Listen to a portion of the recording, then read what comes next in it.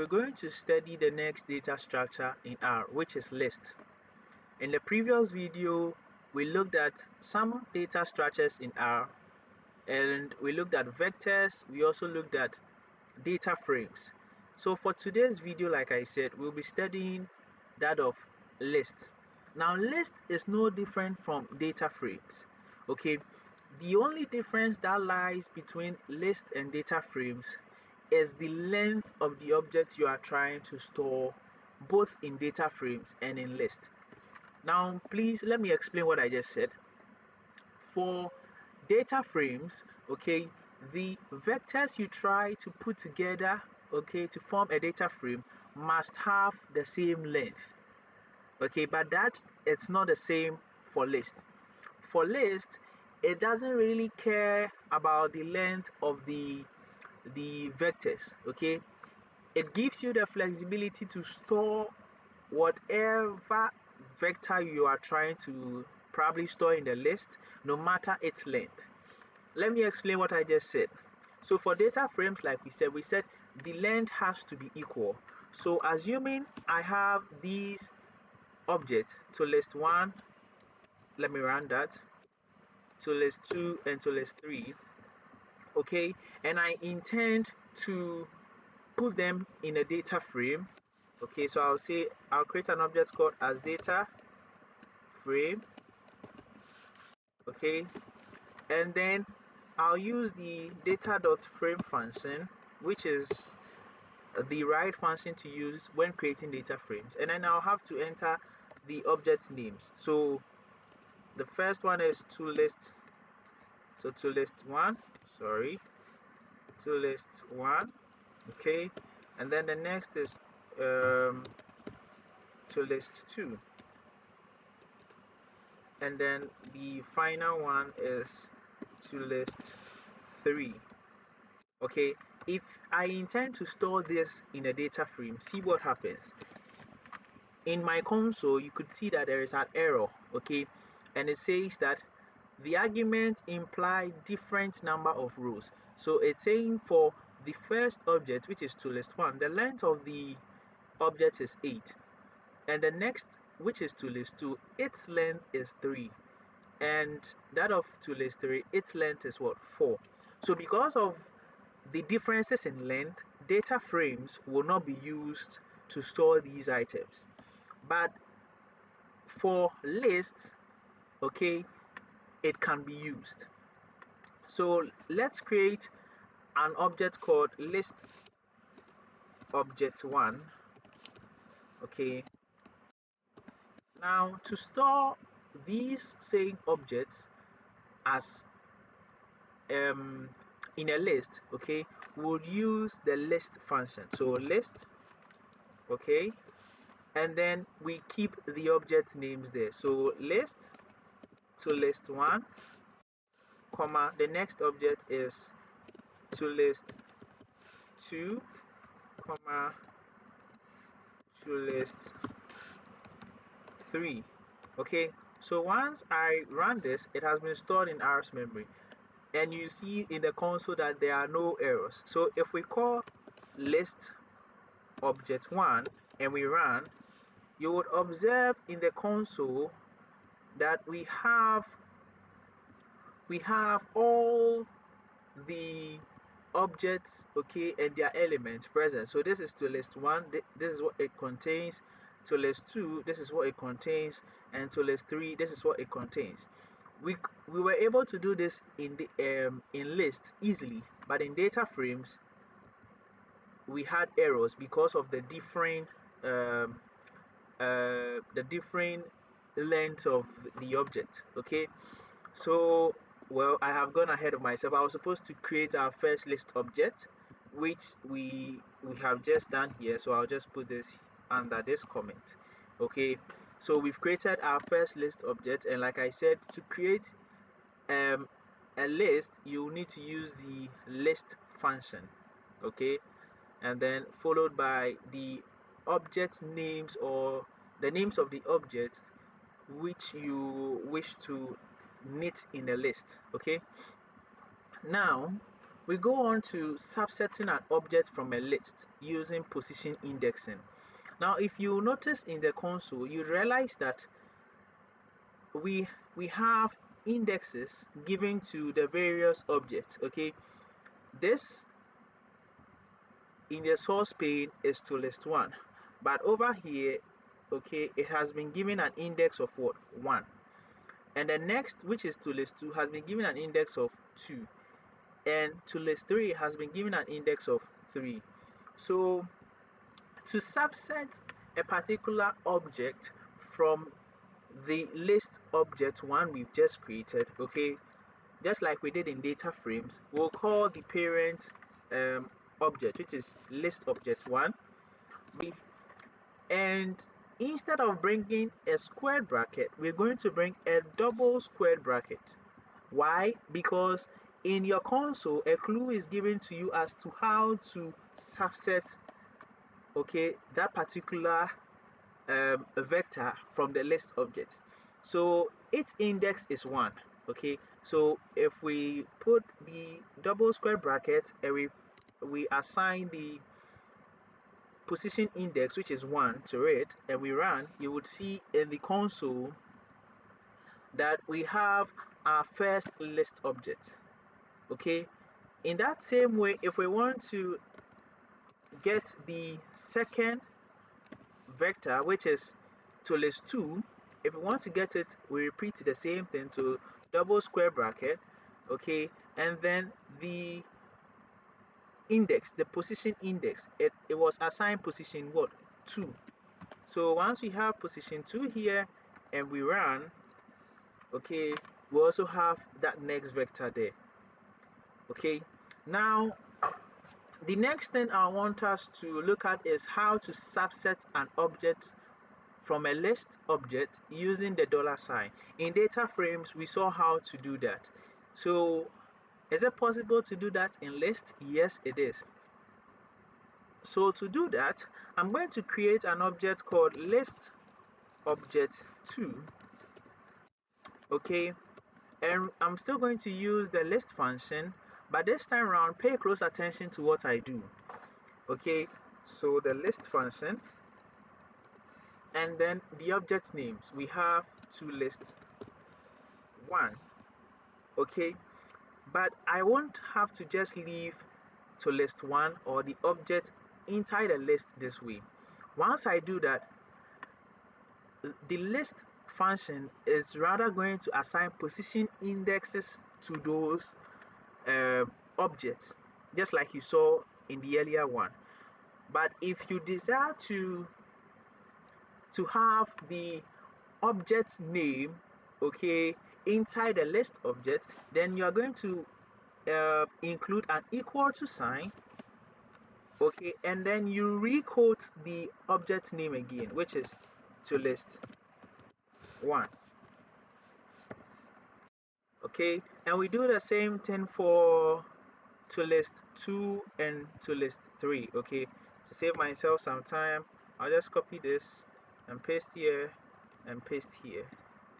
So I'll just change it to list 3, change it to list 3, change it to list 2, and then change here to list 2. Now let's run this and see. So we ran, it has been stored. If we call the list object 2, okay, this time round you'd see that we do not have any um, position indexing anymore. Okay, the indexing now has been done using the object name. So to list 1, to list 2, and to list 3. Okay, so if we have something like this, or if we are able to do something like this, assigning or subsetting vectors from a list, okay, it's going to be very easy. Okay, so let's say I want to subset to list 1. Okay, so I'll say list the parent object, so list object 2. Okay, now I can use the $sign, and then you see that the suggestions are given to me. So I'll just choose to list 1, and here it is, it works. Okay, You can go ahead and try for to list 2 and to list 3. How to remove quotes from values in to list 2.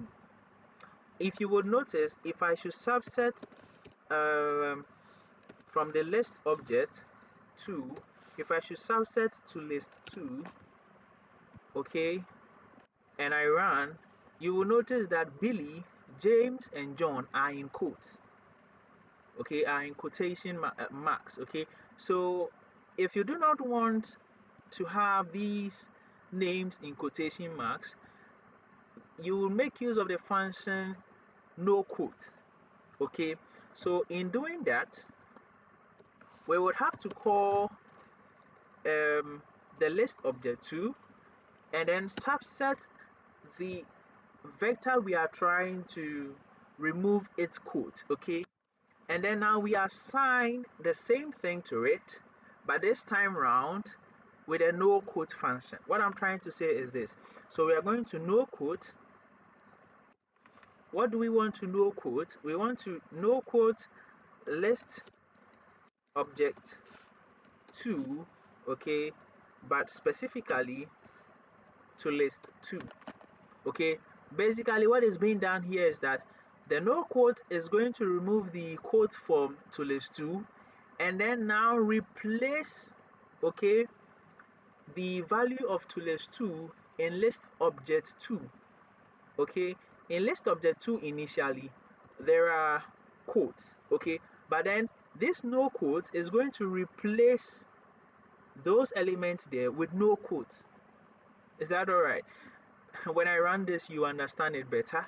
So once we run this, okay, and we call list object 2 to see the change that has been made, you realize that to list 2 has no quotes. To list 2 has no element with quotes, okay. You could object. So renaming vectors in a list object, okay. So let's say in the console, like you could see, list object 2, we have the name assigned to the vector is to list 1, we have to list 2 and to list 3, okay. But what if we want to assign correct names to them? Okay, so let's say to list 1 we want to name it as numbers, to list 2 we want to name it as names of people, and then to list 3 we want to name it as names of animals. Okay, so to do that, just like we did in data frames, we're going to use the names function. Okay, so names what? We want to rename list object 2, okay. And now what is the, or what are the names you want to give to it? So since it is numbers, names of people, and names of animals, okay, they are more than one, so we'll have to use the concatenate function, like, you know. So if I should do that, you should understand, okay. So concatenate, okay. So for the first object we want to name it numbers, like I said. So we want to name it numbers, and the next one we want to name it say names of persons, okay. And then the next one we would like to name it as names of animals, okay. So now when we run, it has worked. If we now call list object 2, which we just reassigned names to them, if we should now call that, you would see here that now instead of to list 1 to list 2, we have correct names assigned to them. So someone might ask, okay, so does that mean I can now subset based on the names I have here? Yes, you can. Okay, so if I wish to subset, let's say names of persons, I will just call the parent object, which is list object 2, okay, and then I'll subset what? Names of persons, Okay, once I subset names of persons and I run, you would see that we have Billy, James, and John here. The same way, if I wish to subset um, numbers, okay, I would still have to call the parent object that contains the vector I'm trying to subset. Okay, so it is list object, still list object 2. Okay, then $sign what, names of animals, and it works. All right, so these are basically how to the few ways, okay, of subsetting vectors in a list. Now the final thing I want to leave you guys with is how to create an empty list. Okay, how to create an empty list. In the earlier video we saw how to create empty vectors. We saw how to, I don't think I spoke much about that, but I will speak much about empty data frames as well. We saw how to do that. So now we want to see how to create empty lists. Okay, now in creating empty lists we're going to use the vector function. Okay, so let me give a name to the empty list I'm trying to create. So I'll say empty, I'll name it as empty list. Okay, and like I said, we'll use the vector function. And once we do that, we'll need to set the mode to lists, because what we intend to create is an empty list. Okay, so we'll set the mode to list, and then now we can define the length. Okay, the empty list you are trying to create, how many subsets, okay, or how many objects do you intend to store in there? So maybe I intend to store 10 objects in there in the future, so I'll say the length is 10. So once I run this, our empty list has been created, and if I should call empty list and run, now observe the console, you will see that we have our empty list created. Okay, we have 1 2 3 4 5 6 7 8 9 and 10, but they are currently empty, so it is assigned now to each uh, index you are seeing there. Okay, all right, so that brings us to the end of this tutorial on list. I would like you guys to take your time. If there is nothing, if there is something you do not understand, okay, try to go back to it again, and also practice whatever I do. Okay, you practice, you practice, you practice.